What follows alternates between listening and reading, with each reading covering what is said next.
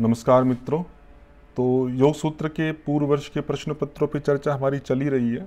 तो काफ़ी कुछ पाठ हमने पूर्व कक्षाओं में किया था।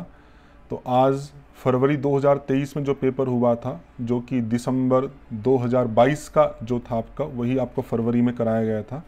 तो उसमें कुछ प्रश्न आए थे आपके योग सूत्र के, उन पे हम चर्चा करते हैं। तो कहा कि पातंजल योग सूत्र के अनुसार साधन पंचक में नहीं है। समाधि पाद के अंदर आपके असंप्रज्ञात समाधि की चर्चा आती है। असंप्रज्ञात समाधि के दो भेद करते हैं, भव प्रत्यय और उपाय प्रत्यय। भव प्रत्यय तो कहते हैं कि ये तो देवों की लगती है, विदेह देवों की और प्रकृति लय देवों की। तो जो साधन पंचक है, तो ये समाधि जो लगती है, ये उपाय प्रत्यय योगियों की लगती है। तो उसका एक सीक्वेंस बताया आपसे कि इस तरह से अगर कोई व्यक्ति पालन करेगा तो उसकी समाधि लगेगी। तो उसमें आता श्रद्धा, वीर्य, स्मृति, समाधि, प्रज्ञापूर्वक इतरेशा। तो सीक्वेंस भी मोस्ट इंपॉर्टेंट है, आगे पूछा हो सकता है मे बी।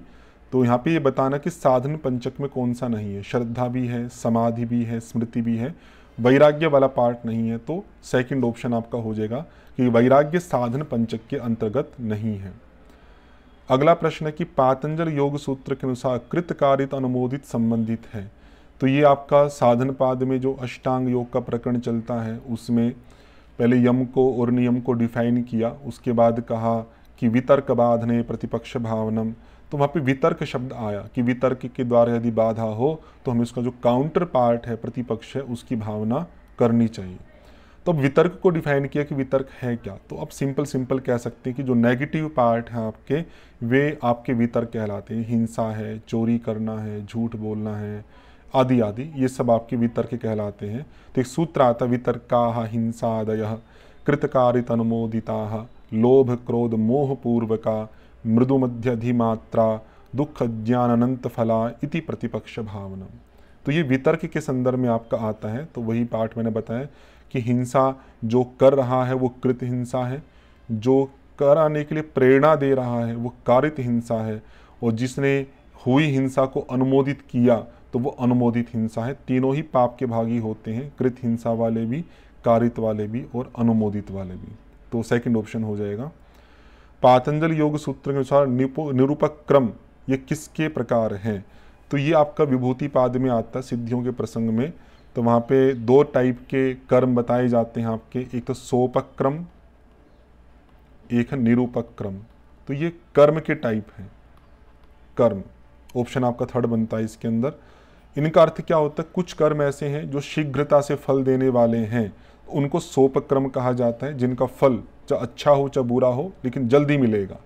कुछ कर्म ऐसे हैं आपके जिनका फल विलंब से मिलता है, चाहे वो अच्छे में हो चाहे बुरे में हो, उनको निरूपक क्रम कहा जाता है। तो महर्षि व्यास ने गिनाया है वहाँ पे आपकी कौन कौन से सोपक क्रम फल हैं, अच्छे में भी बुरे में भी। तो उसकी मैं ज़्यादा चर्चा नहीं करूँगा, बस इतना रख लीजिए कि जो सोपक क्रम मतलब है जल्दी फल देने वाले कर्म, और निरूपक क्रम मतलब विलंब से फल देने वाले कर्म। तो एक कर्म के ही टाइप हैं आपके। और विभूति पाद में इसका प्रसंग क्यों आता है, तो कहते हैं कि जो व्यक्ति इन सोपक क्रम और निरूपक क्रम दो कर्मों पर संयम करता है, उसे अपरांत ज्ञान, मृत्यु का ज्ञान हो जाएगा। तो ये आपका पहले भी पूछा जा चुका पिछली परीक्षाओं में। ठीक है, पातंजल योग सूत्र के अनुसार निम्नलिखित में से जाति, देश और काल के संदर्भ में क्या एक रूप रहते हैं। देखो पिछले पेपर हमने एक रूप वाला पार्ट लिखा था, स्मृति और संस्कार, और वो अलग दृष्टि से पूछा था किस किस के सीमाओं से परे हैं, किस किस की सीमाओं से परे होने पर भी स्मृति और संस्कार में एक रूपता है। तो वहाँ पे ऑप्शन में जाति देश काल वाला पार्ट था। अब इन्होंने क्या किया, इस प्रश्न में जाति देश काल लिख के जो ये पार्ट था ये पूछ लिया। तो स्मृति संस्कार कैवल्य पाद से आता आपका जाति देश काल व्यवहितानामपि आनंतर्यम स्मृति संस्कारयोः एक रूपत्वा, कि जाति देश और काल का व्यवधान होने पर भी वासनाओं का आनंतर्य बना रहता है। क्यों? क्योंकि स्मृति और संस्कार में एक रूपता होती है। यथानुभवाः तथा संस्काराः, यथा संस्काराः तथा स्मृति। जैसा हम अनुभव करते हैं सेंसेस से, वैसे ही हमारे संस्कार बनते हैं, मेमोरी बनती है। संस्कार मतलब इम्प्रेशंस बनते हैं, और जैसे संस्कार होंगे वैसी रिकॉलिंग, वैसी में स्मृति आपकी बनेगी। तो स्मृति और संस्कार की एक रूपता। पातंजल योग सूत्र के अनुसार पुरुष ज्ञान से प्राप्त सिद्धियां हैं, ये भी विभूतिपाद का पार्ट है आपका, कि पुरुष ज्ञान के पश्चात 6 सिद्धियां आपसे प्राप्त होती है, प्रातिभ, श्रावण, वेदना, आदर्श आदि आदि करके। तो श्रावण आ गया आपका, वेदना आ गया और वार्ता आ गया, ये 3 आपके आएंगे इसमें। तो 3 का कॉम्बिनेशन बना लीजिएगा, BDE, ये ऑप्शन थर्ड आपका बन जाएगा। बाकी जैसे सिद्धों के दर्शन वाला पार्ट है, ये मूर्धा ज्योति पर संयम करने से होता आपका। पर शरीरावेश है आपका, ये बंधन के कारण को शिथिल करने और प्रचार से, बंध कारण शैथिल्यात् प्रचार संवेदना च पर शरीरावेश। थोड़ा बड़ा सा पार्ट है, समझाने में भी कठिन पड़ेगा, तो इसको मैं छोड़ देता हूँ। कभी आगे आएगा प्रश्न तो मैं आपको व्याख्या करूंगा क्या अर्थ है। तो अभी बस 3 रखने आपको।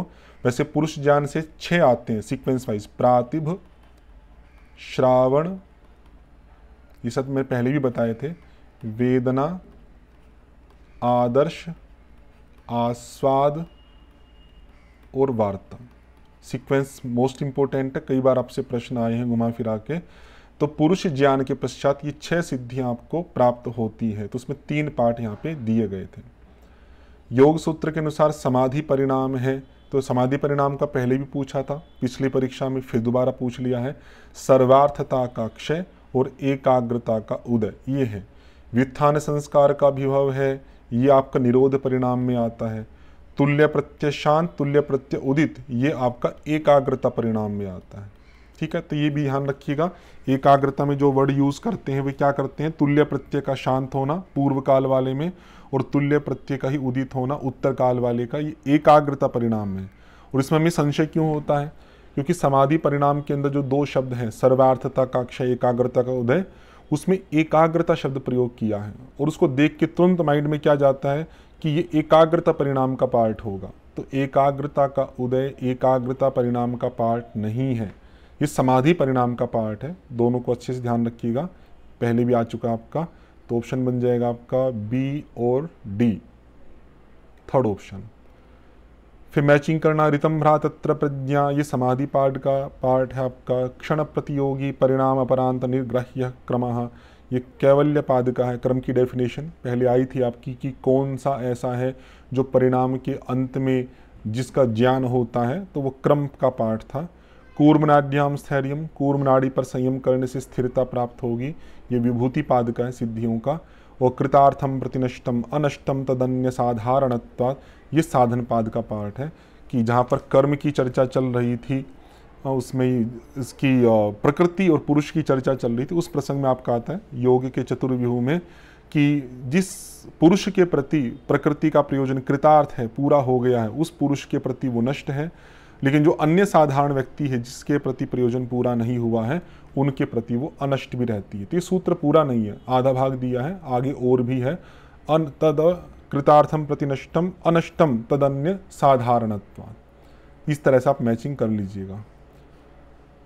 आगे सीक्वेंस पूछा है आपका नियमों का, नियम के परिणामों का, शौच, संतोष, तपस्वाध्याय आदि करके। तो पहले शौच का हम देखें कि शौच से क्या होगा। तो शौच में 2 सूत्र आते हैं शौच के परिणामों में। एक तो आ गया स्वांग जुगुप्सा परैहि असंसर्गः।